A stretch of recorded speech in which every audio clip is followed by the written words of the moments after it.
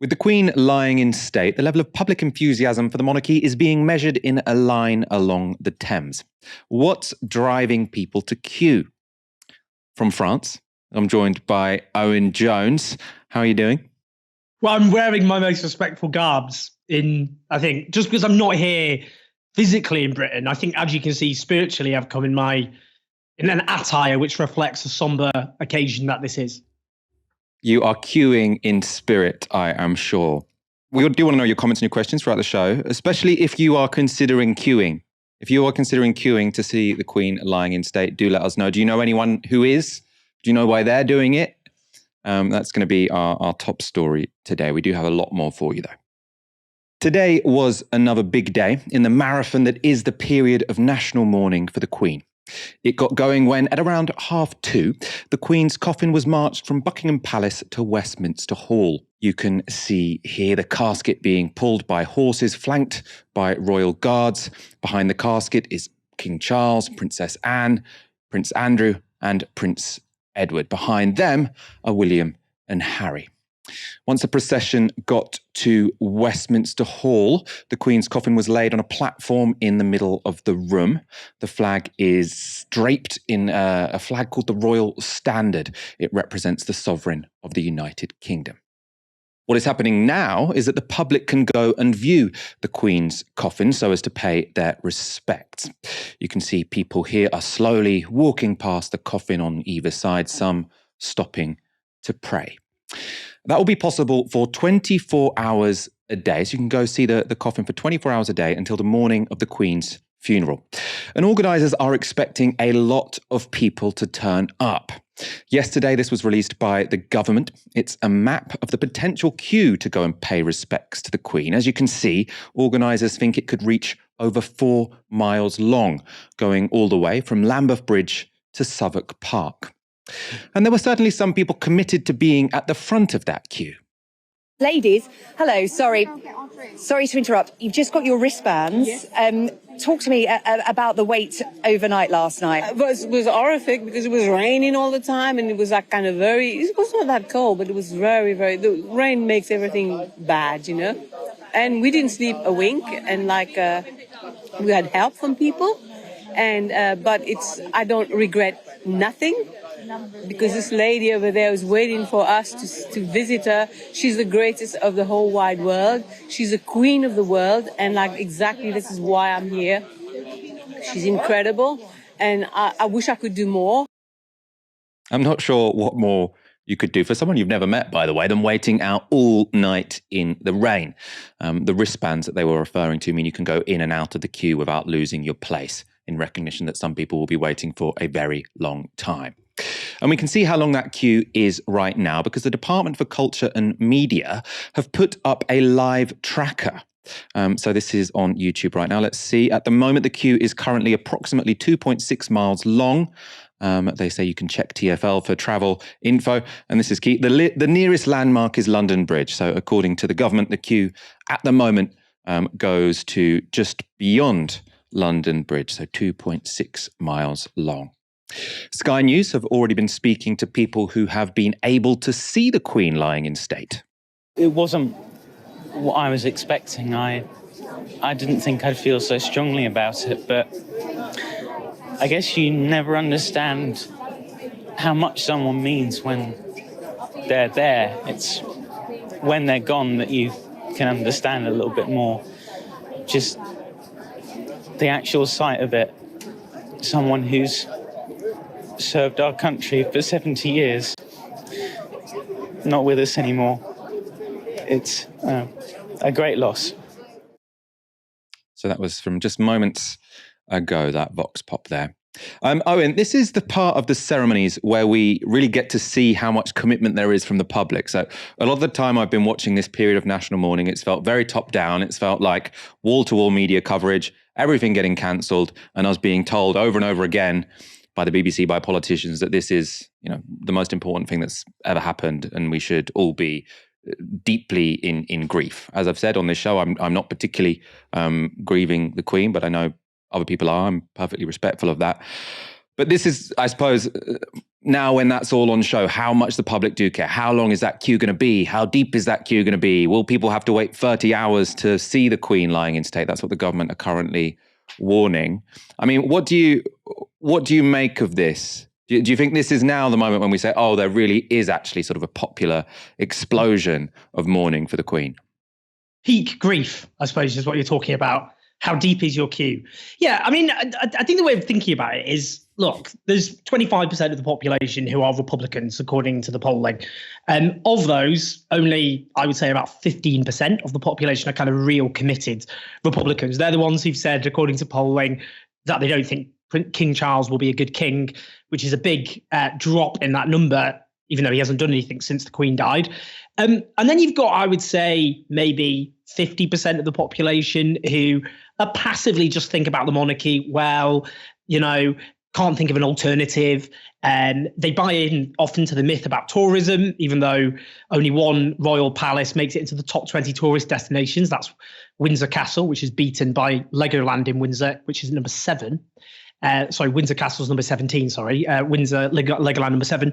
But I think, there's if you think 10% of the British population are hardcore monarchists, well, if you take the adult population, that's 50 million people. So that'd be 5 million people. Now, I actually don't think 5 million people are going to attend these events all this morning. So even not all hardcore monarchists are going to be turning up. So I don't think it's that surprising you get mass crowds like this, because we already knew a section of the British population, and to be honest, a section of the tourist population, because it's true, even though a lot of tourists, I don't think, come to Britain purely because we've got an unelected head of state. I think that probably shows a lack of a lack of kind of belief in what makes Britain attractive to outsiders.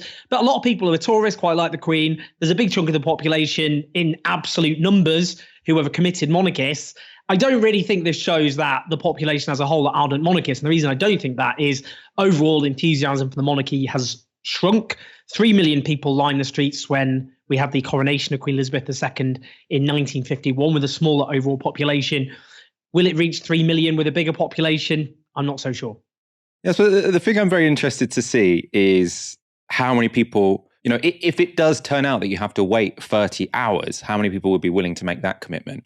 Because after I did your show on Sunday, Owen, we had a fun conversation talking about republicanism and all the completely bizarre coverage of this on the press. I said I was going to go down to Buckingham Palace to see how big the queues really were, or the crowds really were. So I went down there, and to be honest, it seemed like quite a nice day out for most people. The atmosphere was actually quite nice. Lots of people laying flowers, some sweet little letters from kids.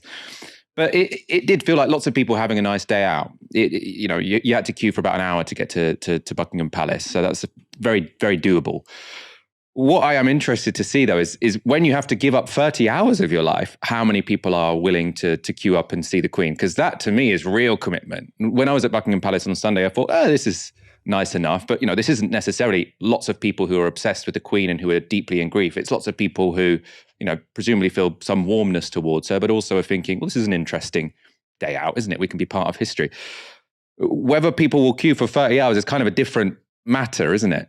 I mean, look, I think I'm not belittling the fact that there is a substantial chunk of the British population who are genuinely mourning, who are genuinely feel a sense of grief. I think that's a substantial number of people. But I also do think you've got to weigh that up against people who just like being part of a bit of history. She was Queen for 7 decades. She's the longest reigning British monarch. She's been Queen as long as my mum's been alive. No offense to my mum, she's watching. She's no spring chicken. I don't think she claimed to be. It's a huge amount of time. It's the best part of 3/4 of a century. I think a lot of people just like to say, I was there. I went and saw the casket of the longest reigning monarch, who is part of the national furniture. I mean, she's someone we grew up looking at on our coins every single day, our stamps. We see kind of monarchism in various different forms all over, in various symbols. When you see a postbox, that kind of thing. It is something which is ingrained in our culture and our sense of identity, whether we like it or not. I happen to believe it's not something which we should have as an institution. But I just think you can't disentangle that. I just think a lot of the British population just feel, wow, this is history. And, lots of people go and go and see the graves or tombs of long dead people that, frankly, they don't even admire. I mean, Lenin's, Vladimir Lenin is a controversial figure. I'm sure we'd agree. I know lots of people who aren't Leninists who filed past Lenin's tomb. Napoleon, there's another one. If you want to go and see Napoleon in France, often long queues. I've been there myself. I just think people, like the sense of being part of history. They can say they were there. They can put it on Instagram and social media. I don't know what the rules are actually, to be fair. But I just think you can't disentangle that, not to belittle people's sense of grief, which is genuine. And I think I have to say that's sort of the bit that I'm a Republican, but the parts of these things which I quite like. I quite like things where people, let's be part of some collective moment that we can all remember together. I'd prefer it if we weren't remembering together hereditary monarchy, which is sort of, I think, a pretty grotesque institution, actually. But the fact that everyone's doing it together, that's why I didn't mind going down to Buckingham Palace, actually. I'll probably wander down to the queue today. This Monday has been declared a bank holiday to mark the Queen's funeral. Fair enough. But corporations and institutions have been leaping over each other to cancel just about everything. It seems less to do with respect and more projecting a public image, and with little consideration for how it will affect ordinary people.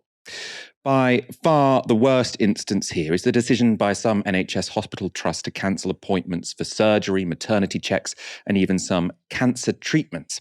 This is at a time when waiting lists are at a record high. At the end of July, nearly 7 million patients were waiting for an appointment, and nearly 400,000 of them have been waiting for over a year. As one doctor told Open Democracy, I imagine most of the doctors would be happy to just ignore the bank holiday, but we are totally reliant on a huge team of people paid minimum wage and treated like shit, like porters and cleaners, and I imagine they will take a bank holiday if offered, as I would in their position. Also a problem is the closure of food banks. One in Southwark tweeted this: "Our service will be closed on Monday the 19th of September to mark our respect on the day of Her Majesty Queen Elizabeth II's state funeral." Wimbledon also followed suit, though they changed their mind when volunteers stepped up to keep it open. There were other announcements of closures in Bristol, Stockport and Stoke-on-Trent, and I think all around the country, in fact, food banks are closing. Now, of course, I have no doubt that food banks and hospitals do face a difficult choice here. A last-minute bank holiday was declared, and their staff need breaks too. Other more corporate closures, though, just seem silly. View Cinema have said that on the day of the funeral, they will be showing the funeral. They've titled it In Memoriam, Her Majesty Queen Elizabeth II's Funeral. They say, we will be screening the funeral of Her Majesty the Queen Elizabeth in selected UK venues on Monday, live from 10 a.m. Seats will be free of charge, and our retail offering on this day will be limited to complimentary bottled water during the broadcast, with no other snacks or drinks available for purchase. On this day, we will be not showing our normal programme of films. And what I like here is you can see release date, 19th of September 2022, and then you can also click to read the full synopsis of the Queen's funeral. Most other cinema chains are closed altogether, as are fast food chains like McDonald's. One of the funniest closures is Center Parcs. So on Tuesday, they put this out. Following the announcement of the date of the funeral of Queen Elizabeth II, we have made the decision to close all our UK villages on Monday, the 19th of September at 10 a.m. as a mark of respect and to allow as many of our colleagues as possible to be part of this historic moment. Guests who are due to arrive on that Monday should not travel. We will reopen on the Tuesday to welcome guests. All impacted guests will receive an email from us today. Please visit our website for additional information. So at less than a week's notice, and when everything is shutting down, people were asked to change their travel and accommodation plans. And what about people who were due to already be there on that Monday? This is how Center Parcs answered. Hello, Leanne. If you are staying with us for 7 nights starting Friday, you are welcome to leave your belongings in your lodge and access your accommodation again from 10 a.m. Tuesday. Thanks, Demi. So the people at Center Parcs were kind enough to suggest that though you will be kicked out of your holiday cottage for 24 hours or so, at least you can leave your stuff there. There was then a completely predictable and pretty justified backlash, and Centre Parks responded like this. Hi Liz, we recognise leaving the village for one night is an inconvenience. We have listened and made the decision to allow guests to remain on village on Monday. However, the village will still be closed, so guests will need to remain in their lodges. So this is now Centre Parks jail in respect of the Queen. But a short time later, realising that Centre Parks jail wasn't particularly good for PR, I assume, or maybe it's fire hazard, I suppose. They then clarified, apologies for my wording. You will be allowed to walk around the village, but the facilities will be closed. Thanks, Amy. Owen, there is obviously, I've seen some discussion on Twitter sort of saying, actually, it's a bit harsh to make a big fuss about food banks closing because this has been declared a bank holiday. If you work in an office, you'll be taking a bank holiday and no one is trying to guilt you to not have that day off. But if you work in a hospital or a food bank, suddenly you're supposed to feel guilty for having a bank holiday off. At the same time, maybe this is a reason why we shouldn't have last minute bank holidays. And then you've also got all of these corporations who are clearly just virtue signaling. It's completely bizarre and doesn't have any justification at all other than them being terrified that someone might say, you're not monarchist enough. How should we make sense of all of this? Yeah, well, look, we've got less bank holidays in this country than almost any other comparable Western nation. So I think more bank holidays would be great. I'm sure you will remember, many of your viewers will remember that Labour under Corbyn promised to have 4 extra bank holidays, 1 for each constituent nation of the United Kingdom. But that you prepare in advance because you obviously know when the bank holiday is coming. I've done a shout out on social media, writing a column about people in precarious conditions who just very abruptly had their income slashed with no ability to prepare in advance. What we're seeing is what happens if you get a very sudden, abrupt national event declared colliding with an economy which is both precarious, defined by insecurity, low paid, and a cost of living crisis, which is already driving people into immense hardship. So, I've talked to all sorts of people, a kind of very diverse range of professions, from musicians to driving instructors, people, for example, supply teachers, that kind of thing, who were due to be working on that Monday, and now they're each often losing 250, 300 quid. There's no ability for them to prepare for that at all. Some longer, by the way, because what is happening is some companies are going beyond what the government have said. There's no government advice to just cancel things outside of a bank holiday, and are cancelling other things in advance, which is leaving lots of people all of a sudden in the lurch. They can't, they're people on low paid or insecure 0-hour contracts. They've got families to feed. Their living costs aren't being suspended. Their bills aren't being suspended. Their kids' needs aren't being suspended, but their incomes are. And I think, whilst we, rightly campaign for bank holidays, what we're seeing here is actually a kind of total shutdown, by the way, which in lots of ways goes beyond lockdown. McDonald's drive-thrus still carried on during lockdown. I'm not suggesting those are necessary pillars of British civilization, but I think that just goes as far to show what a total shutdown Monday will represent. And frankly, lots of companies are just scared that a bunch of right-wing newspapers will just burn them alive if they don't essentially just go, they're thinking it's better to overcompensate than to undercompensate, but that's leaving a lot of workers in the lurch. Yeah, McDonald's closing on that bank holiday Monday doesn't feel like, I might be wrong. Maybe you could ask on Twitter people sort of inside information on this, but it doesn't feel like this is something which is being driven by the McDonald's workforce who are saying, please give us this Monday off. It seems more like the PR team are terrified that a right-wing newspaper, as you say, will have a go at them if they're serving Big Macs while the Queen is being... Was she actually buried on Monday?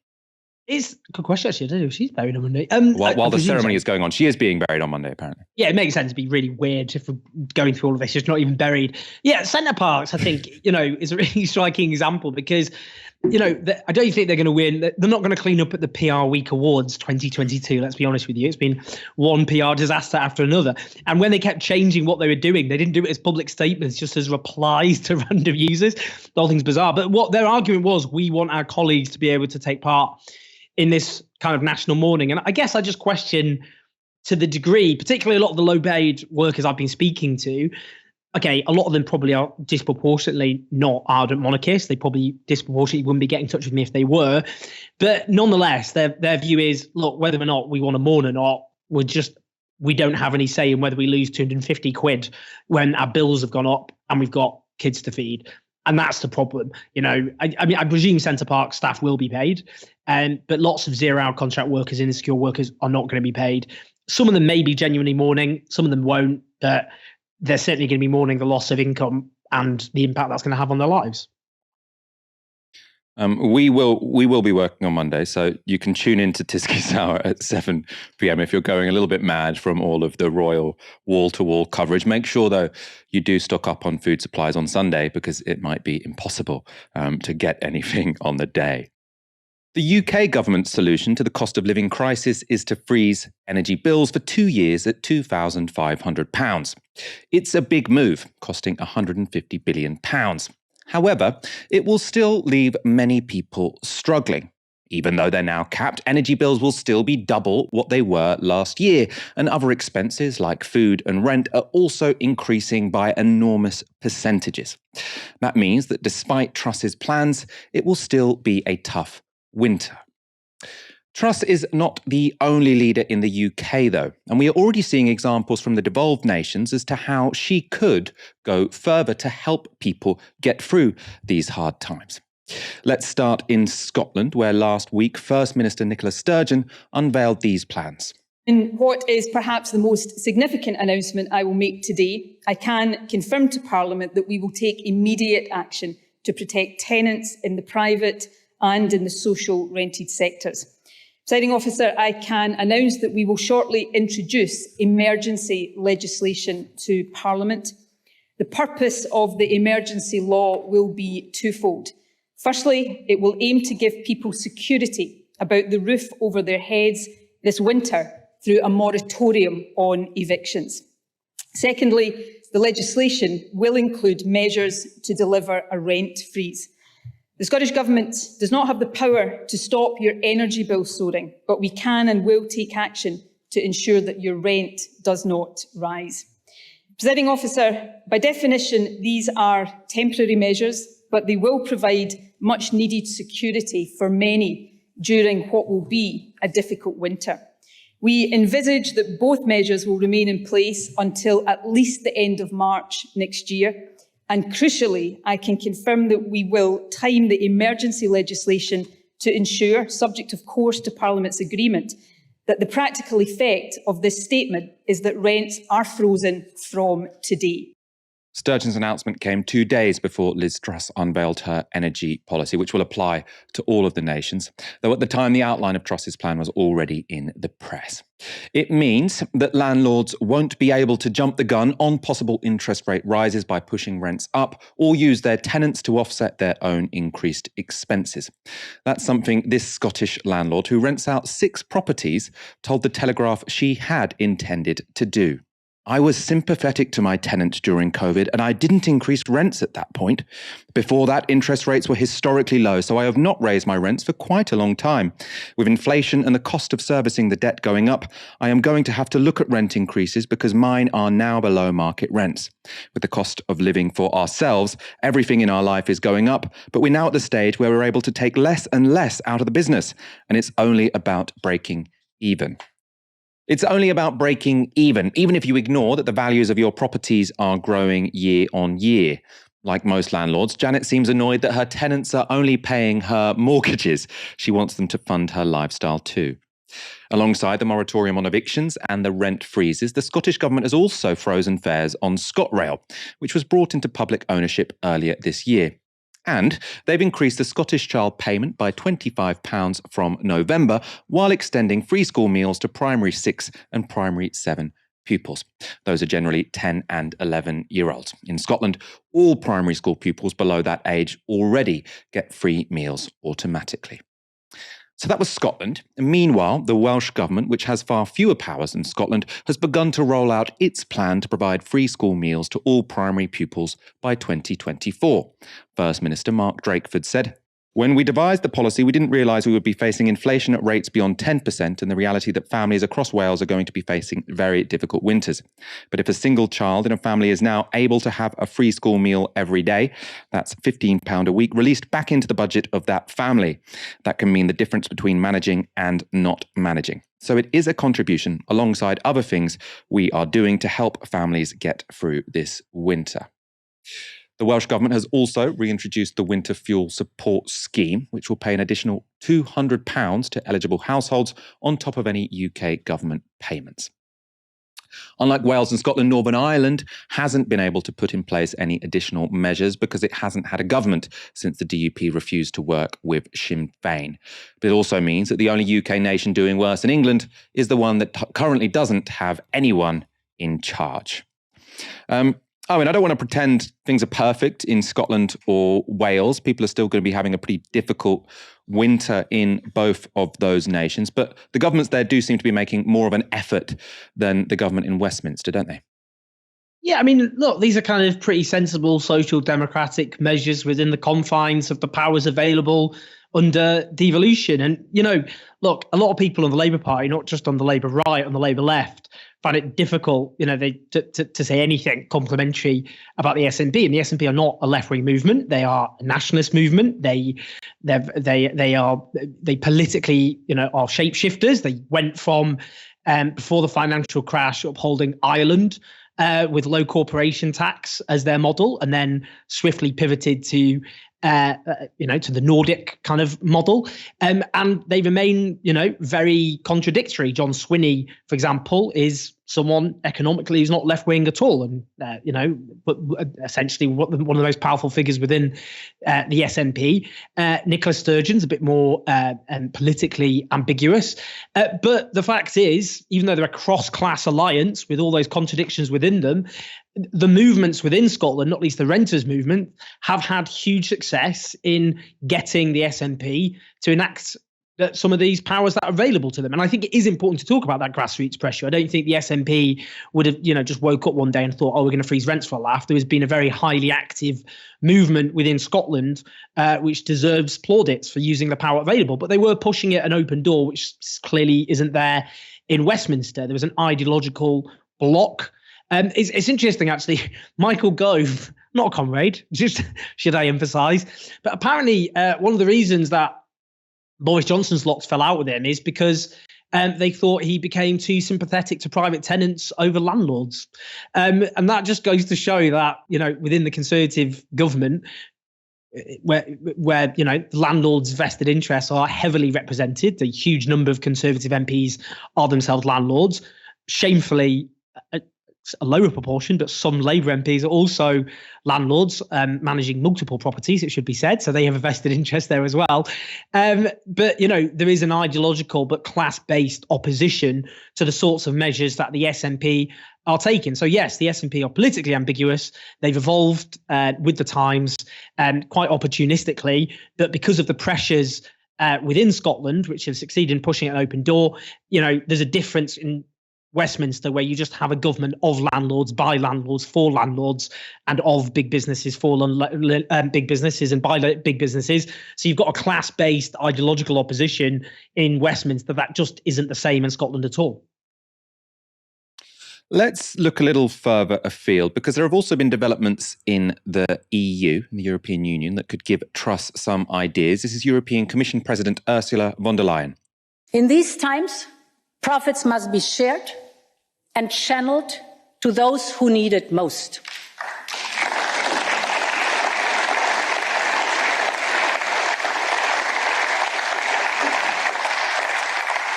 And therefore, our proposal also includes the fossil fuel electricity producers, who have to give a crisis contribution. And overall, our proposal will raise more than 140 billion euros for member states to cushion the blow directly. These are all emergency and temporary measures we are working on, including our discussion on gas price caps. The blue and yellow block colours make me feel a little bit nauseous, but not for any political reason, just thought it was a little bit abrasive. Anyway, that's not the important issue here. What is that the EU are saying that 140 billion euros of excess profits are to be taken from energy producers. And the question of energy price caps remains on the table. She also announced an overhaul of the energy market so that energy from renewables will be priced differently, more cheaply than energy from fossil fuels. Owen, Liz Truss has said her reason for rejecting a windfall tax was that it would scare off investment. Does that mean the EU is just being foolish? No, in fact, the energy companies themselves have said that this isn't about, it wouldn't deter investment if there was a windfall tax. So if even the energy companies are saying that, I think we can safely dismiss it. And also, look, since 2010, £200 billion worth of those profits have gone into shareholder dividends, not to modernise the industry, not into new investment, not into clean energy and all the rest of it, just to shareholder dividend. So if you're going to just go on the basis of the facts, where has these profits gone over the past few years? They've gone to shareholders. What the energy companies themselves have said, it's the same case. We heard it with corporation tax. The basis of the corporation tax cuts under George Osborne was that you would hand more money to these companies who would then invest it. But all those companies did is stockpile. I'm not just talking about energy companies, I'm talking about all the companies. They just stockpiled that money. So you had huge stockpiling of profits, which wasn't going into investment. One of the reasons, if you look at a graph of productivity has stagnated in Britain for the last 12 years. That's one of the reasons we've had a protracted squeeze in living standards. And that's, again, because companies aren't investing their profits. Guess who called out the failure, of course, of corporation tax cuts? Rishi Sunak. He increased corporation tax, or tried to, on the basis that it hadn't increased investment as predicted. And the same goes for a windfall tax. There is no basis whatsoever, based on what, as I said, the fossil fuel companies are saying, but also based on what we can actually see has actually happened with previous tax cuts for those companies. So all they're going to do is just hand it to their shareholders. And it's really important we call that out, because some of the money they have used has gone into a greenwashing campaign where energy companies have tried to make it look as though they're actually, critical to the kind of transition that we all need. They recognize the climate emergency, but actually these fossil fuel companies globally have spent huge amounts of money stalling policies which are meant to tackle the climate emergency, lobbying against them. So that's also how they use this money. They use it to lobby politicians, including in Britain, the British Conservative government. They handed about £1 million since the last election. That's a pretty good investment, because they're going to make a lot more from that, because the Conservatives, of course, aren't going to tax their profits. So it needs to be called out for what it is. It's a complete lie. It's bollocks. The Conservatives know it's bollocks. But of course, former Shell employee Liz Truss knows which side her bread is buttered on. The Conservative government represents these interests very ably, and they have an ideological opposition which is class-based. It's not based on any evidence. There isn't any. Yeah, I mean, if the argument, all these energy companies are doing is share buybacks, which makes their shareholders richer, you tell that to a Tory, they're like, what's the problem with that? That's great. We love that. They're the people who donate to us. We have a new king, Charles III, but what happens if he gets sick or goes on tour abroad? In that eventuality, one of his family members will step in to perform essential duties. They're what's called his councillors of state, and essentially they're stand-in monarchs. According to the palace website, councillors of state are authorised to carry out most of the official duties of the sovereign. For example, attending Privy Council meetings, signing routine documents, and receiving the credentials of new ambassadors to the United Kingdom. Normally, they would be the sovereign's spouse, plus the next 4 members in the line of succession over the age of 21. And now, third in line to the throne over the age of 21 is none other than Prince Andrew. Now, you might remember Andrew avoiding a New York civil case for the sexual assault of Virginia Giuffre while she was a minor. He paid her an estimated £12 million to go away. He was also good friends with Jeffrey Epstein, a paedophile and multiple sexual abuser who died while awaiting trial on a number of charges, and he was close chums with Epstein's sex trafficking sidekick, Ghislaine Maxwell, who is now serving a 20-year prison sentence in the US. Now, there's the possibility this man could be called up to step in for the king. After a settlement, obviously, with Giuffre, you will know that Andrew was banished from public life. He no longer used the title His Royal Highness, and he was stripped of his honorary military roles and affiliations. But he still remained one of the Queen's councillors. Charles has decided this is a situation which may continue. Owen, lots has been made of the fact that, Andrew is supposed to be stepping back from public life. He walks behind the funeral processions in a suit instead of in military gear. I've never really understood why the others wear military gear, because as far as I know, they've never really fought in the military. They just get handed it by the Queen. Anyway, he's lost his.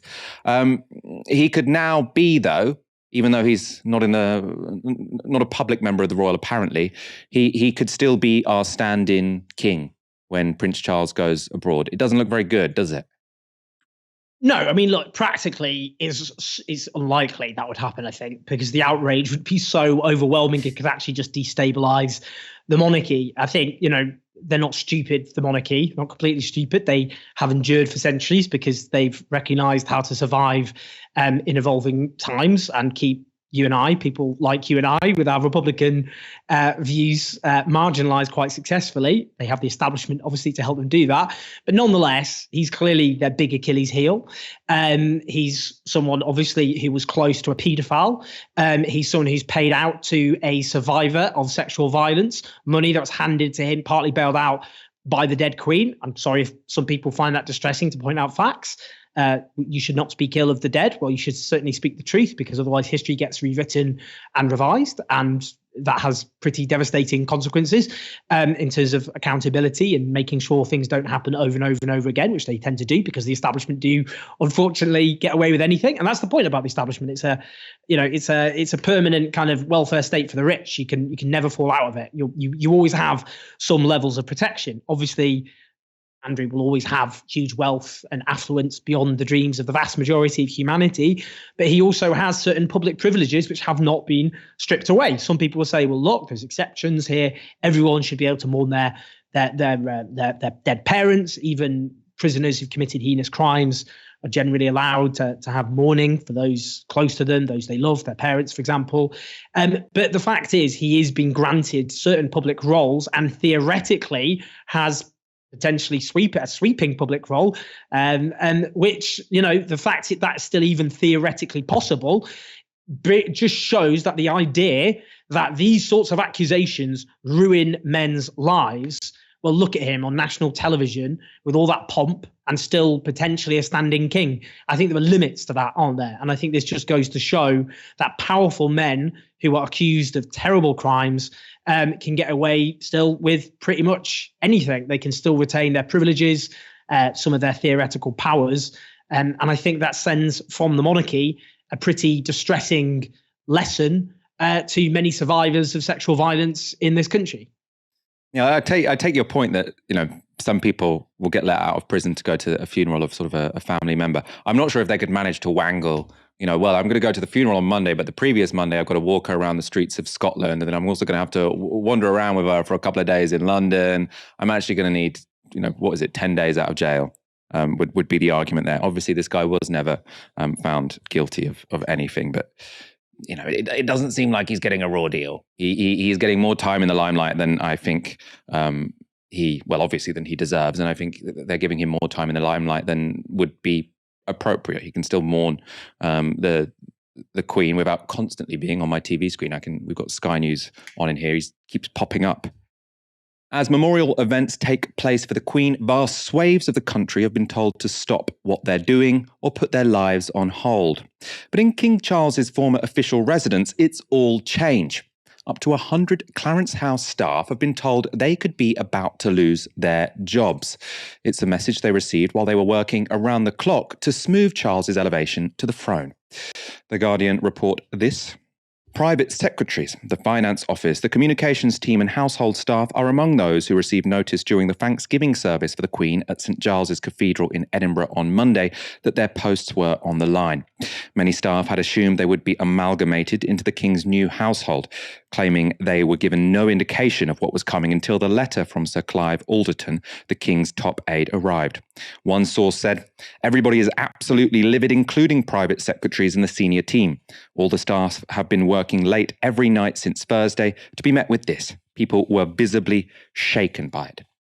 A Clarence House spokesperson has said they will be working to find alternative jobs for those whose current roles are no longer required, but they say some redundancies will be inevitable. The leader of the Civil Service Union is not impressed. He said this: while some changes across the households were to be expected as roles across the royal family change, the scale and speed at which this has been announced is callous in the extreme. Least of all because we do not know what staffing the incoming Prince of Wales and his family might need.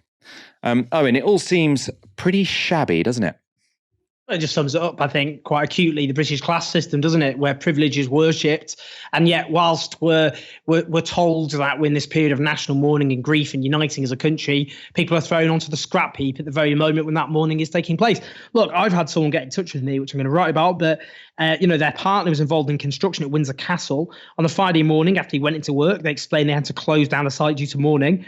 As he's a contractor, that meant no notice, no pay, just had to make the site secure and leave. I do understand to some degree, as there was a lot going on at Windsor Castle, but for a young family, this has put us in dire straits, and I feel resentment, as this is nothing to do with us. I have respect for the deaf and old lady, but that's about it. We still need to eat. Look, these are real human beings with lives, and this idea that, in a period of national mourning, that, normal life has to be suspended because everyone has to grieve. Well, as we keep saying, people's living costs aren't suspended. Their need to live isn't suspended. Their children's needs aren't suspended. And yet, there is no kind of, if we're talking about humanity, because at the moment people like us, we're indecent. How dare you? This isn't the time to complain. We're all uniting as a country.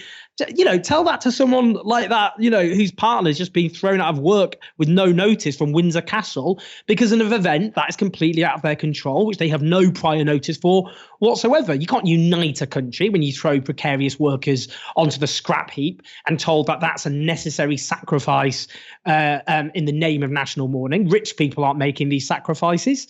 The sacrifices in every national event like this are expected to fall, as ever, on the back of the royal subjects. Those often who are consigned to the bottom of society, for whom life is already very, very difficult and very hard. So I think this sums up again what happens. It shines a light, I suppose, in Technicolor, on the fact that we have a low-paid, precarious workforce who are treated like shit in this country, and that obviously continues and is accelerated when all of a sudden we're expected to, doff our caps at the monarchy during a period of national mourning.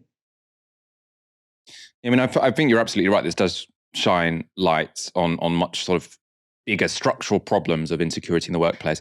I think it also does, on a mundane level, on a local level, how many millions of pounds are being spent on the ceremonies, which we've been seeing over the past few days, over the past week, and it'll be going until next Monday. How many hundreds of millions of pounds has this cost? And they can't just have some little pot of money here for contractors who've had to end their jobs early because of all of these celebrations or commemorations or whatever we want to call them. Like, how cheap do you have to be? Or how unthinking do you have to be? I think it's probably that latter. They haven't considered that. Well, this is the contract. Of course, we're going to cut it, right? How many other contracts have been broken this week because half of London has been shut down? You know what I mean? And then they'll just throw people on the scrap heap. Up to 100 people work at Clarence House. If you're going to do some restructuring, just wait a month. Jesus Christ. Do you know what I mean? Anyway, regardless of how Charles may or may not behave, a week of royal propaganda appears to be doing its work. A new poll from YouGov suggests 63% of the public think Charles will make a good king. Only 15% think he won't. And what's really interesting here is how this compares to when people were previously asked the same question. So from June 2019 to May 2022, there were never more than 39% of people who said Charles would make a good king. Around 30% of people consistently said he would not make a good king. But it's now a 65-15 split. That is a phenomenal transformation. Like, polls don't normally shift that dramatically. I mean, what do you make of this? Is this down to the success of the royal propaganda we've seen over the past week? Is this people feeling sympathy for someone who's lost their mother? Why have we seen this huge, dramatic turnaround when it comes to how suitable people think Charles is to become king, or to be king as he is now? I think it's very unsurprising. I mean, look, I don't want to just reduce people in terms of their agency to just being pawns of the media. I think that's overly simplistic. But I mean, it's quite an interesting study about immigration, for example, which the Financial Times did, which showed that there was no correlation at all between hostility to immigrants, to migrants, and the level of immigration. There's higher immigration than ever, but anti-migrant sentiment is actually very low by historic levels. But there is a correlation between anti-migrant sentiment and hostile pieces in the media. Now, that seems a bit of a bizarre segue, but the point I'm just making is that clearly the media and media coverage has a massive influence on people's views, their attitudes. And at the moment, it's just wall-to-wall coverage about the monarchy. It's been said, I guess the message being either explicitly or implicitly spread is if you're not actively showing some sort of grief or you're not taking part in any way in that mourning, then that makes you kind of indecent and wrong and someone who hates your own country. I don't think genuinely that those people have seen Prince Charles's public appearances, which have been quite tetchy. Let's be honest with you. At least one of them was quite tetchy, aggressively tetchy towards, let's say, the underlings. I don't think people looked at that and went, "Do you know what? I've completely changed my mind. Oh, I thought he'd be rubbish before, but I think he's going to make a bloody good king." People just think he's lost his mom. I feel that I should be involved in this national mourning. I feel like I'll be a bad person if I suddenly say what I thought about Charles. But to be honest with you, the polling's very clear. Before he became king, he's a far more divisive figure than the Queen. That's because the Queen, I think, cultivated a certain aloofness, which made it hard for Republicans like us to build up substantial opposition to the institution of monarchy. Let's be honest, she did public appearances where she didn't really say very much. Basically, her presence in our lives were largely confined to the Christmas address, Christmas speech, which were pretty platitudinous and inoffensive, normally speaking. Nothing much to rile anyone up. So she was quite, she's covered in mystique and all the rest of it. She was a bit of an off-screen character in our lives in lots of ways. But Charles is far more interfering, interventionist. He's got a history of meddling in politics. He clearly is tetchier and more easily provoked. He has a back history, which is more controversial if we think about, without going, too heavily into people's private lives, though we can't really help with the monarchy because they're shoved in our faces all the time. But I think lots of people remember what happened with Diana and Camilla and all the rest of it. I don't think that sits well with lots of people. So I think, at the moment, there's hysteria, basically. Let's just be frank about it. People are being made to feel you've got to be mourning. Don't say anything bad about the monarchy. Be nice about someone who's grieving his mum. But I think that support that you've just seen the increase is very soft. And I think when he's bedded in, so to speak, as our king, and I think he's going to make quite a lot of missteps because I think already he's verging on missteps. I think a lot of those soft, sudden supporters or believers in him as a good king, I think are just going to go back to where they were before, which is not convinced by this guy in the way I quite like the Queen. And I think the monarchy's lost their star player. I think if you look at younger people and people of colour, and obviously people of colour are growing in numbers, they're often younger as well, so there is very substantial support for a republic that's growing as those generations become, obviously they rise. And I think the monarchy's future, therefore, as the lid on a pressure cooker, is less firm on a more combustible pot because the tensions of British society have increased over the last few years, and they've lost their star player. Public sympathy for the monarchy support was already less enthusiastic than it was. Can King Charles III carry the monarchy in the same way? I don't think he'll end up like King Charles I, who obviously there was a massive civil war and revolution. He was beheaded. But I do think he will find it much harder to sustain the level of passive enthusiasm that the Queen had. That should be I feel like the royal household hasn't been very good at expectation management this week. So I feel like even though the crowds are big, they keep saying they're bigger than they are.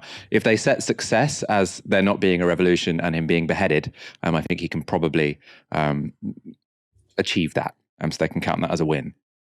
The blanket coverage of the Queen's passing has led to complaints that other issues, like the cost of living crisis, have been ignored.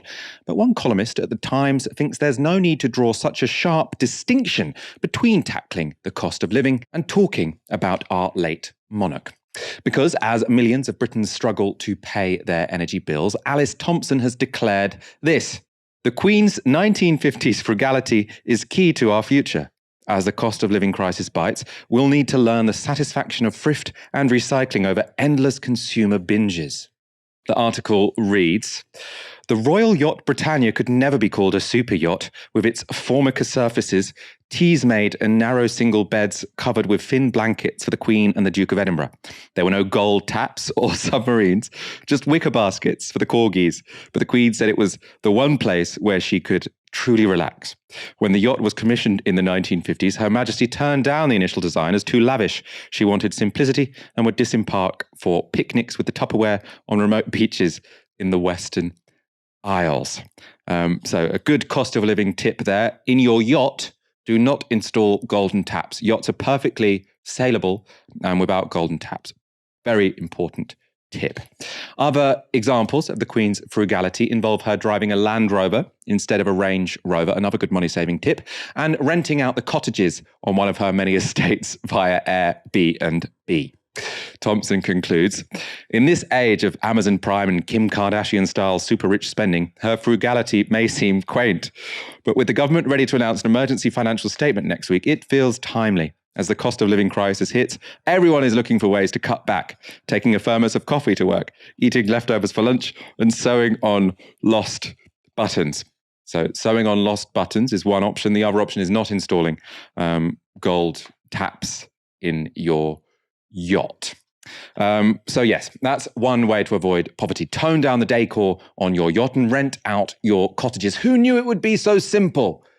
But it's not just on finances that we're being told to take inspiration from the Queen, who, thanks to her bloodline, was worth £370 million. According to this Mail Online feature, the Queen can also teach us how to save the environment. So they write, despite having access to private chefs, the Queen was known for keeping a simple diet consisting of local produce and meat with low food miles. She was also frugal, reusing wrapping paper, keeping furniture for decades, holidaying in Scotland, and re-wearing outfits. But the Queen's efforts go beyond wearing outfits more than once. According to the Mail, throughout her 70-year reign, the Queen regularly planted commemorative trees.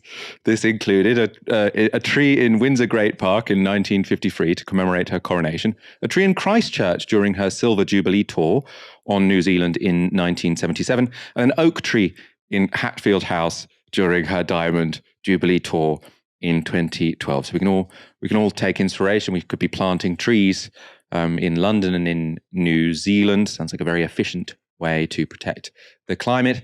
And it's not just her relation to trees, but also her relationship to animals, which should inspire us. So the Queen, the Mail Online write, had an affection for animals from a young age. She was an avid dog lover, regularly seen with her pack of corgis, as well as an accomplished horse rider. A range of exotic animals were also presented to the Queen over the years, ranging from an elephant to 2 giant tortoises. The Mail also celebrates King Charles for running a car on byproducts from wine and cheese. Owen, is this how we survive the cost of living crisis and save the planet in the process? 2 birds in 1 stone. So bloody frugal, aren't they? They really did just skimp and save, didn't they? They might have been handed all this privilege, but they didn't rub it in our faces in any shape or form. They were just always go to your local pound savers. Oh, there's that's Queen Liz over there. She's buying. Yeah, I mean, obviously it's just trolling on an epic scale. I mean, the monarchy, if you look at, because there's the argument they bring in tourism, they pay for themselves, which as already covered is a myth. Tourism attractions, royal tourism attractions are very low down the list of reasons why people come to Britain. But the Irish presidency costs 1% of the monarchy. And, there's a very widely respected Irish president. It's very effective in terms of what it does. The monarchy is just bloody expensive. It's hugely expensive in terms of its upkeep. And, I just think, again, I think it does show as well the sorts of worlds that some of these columnists, I have to say, live in.